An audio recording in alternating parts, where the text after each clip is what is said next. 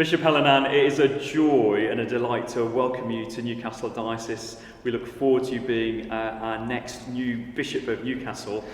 What's your welcome been like so far?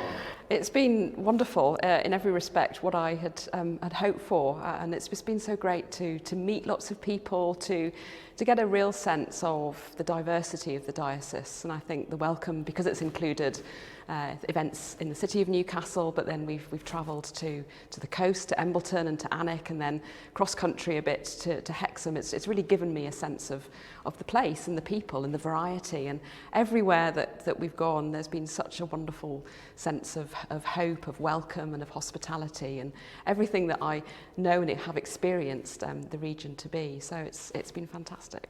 And you're very familiar with the region, with the northeast. It's home in some sense. What's it feel like coming home? There's a wonderful quote that's often guided me by G.K. Chesterton, which says that you sort of travel all the way around the world and then you find yourself back home. And of course, because I have lived very far away in the southern hemisphere in New Zealand, this sort of sense of coming home in a deep sense to the northeast, to the region, has been wonderful. And I'm just a sense of rediscovering and reconnecting, which is almost like being there for the first time, but actually is a reigniting those memories from childhood and youth and connections that endure. So it's been wonderful.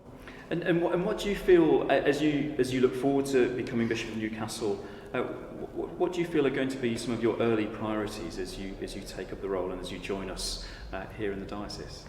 So I'm really conscious that any kind of ministry is a marathon, not a sprint, to use a running image, of course.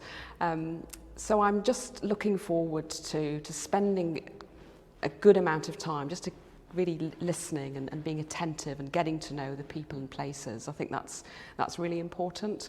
Part of the discernment process for becoming Bishop of Newcastle was having some intentional conversation around turning outward in mission and growing younger and more diverse. And so I have a sense that those will be amongst some of my priorities, and certainly one of the things that I've done in my welcome is to have a great and exhilarating collective worship session on a beach with primary school children in Embleton. So that, in a sense, is an indication that our children and our young people will be, for me, I think, a priority going forward. But really looking forward to listening and to learning and to getting to know and tuning in and discerning what God has in store for us in the season that lies ahead.